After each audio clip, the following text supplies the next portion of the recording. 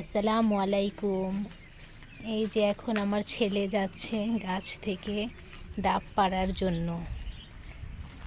আমাদেরকে বাড়িওয়ালারা এই গাছটা গিফট করেছে, বলছে যখন মনে চায় আমরা যাতে এই গাছ থেকে ডাব পেড়ে খেতে পারবো। এই যে দেখেন আমার ছেলে কিভাবে ডাব পাড়ছে।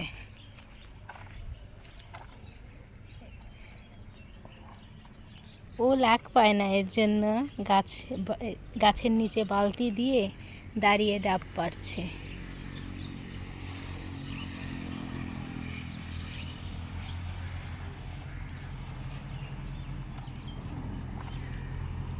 তোমার মাথার উপরে পড়বে।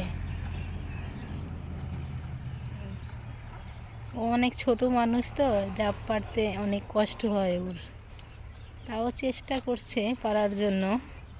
দেখি কত দূর পারে।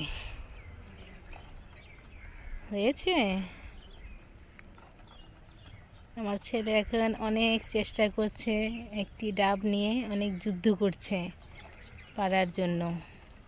দেখি অবশেষে ও সাকসেস হতে পারে কি না। ইয়েস, পেরেছো। এই যে দেখেন গাইস, আমার ছেলে ডাব পেরেছে। এই যে আমাদের ডাব পাড়া ডান।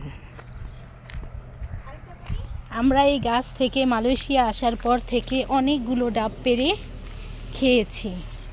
বাড়িওয়ালারা আমাদের বলেছে আমাদের যখনই মন চায় আমরা এই গাছ থেকে ডাব পেড়ে খেতে পারবো। সবাই ভালো থাকবেন, সুস্থ থাকবেন, আর আমাদের ভিডিওটি অবশ্যই কমেন্ট করবেন, লাইক করবেন,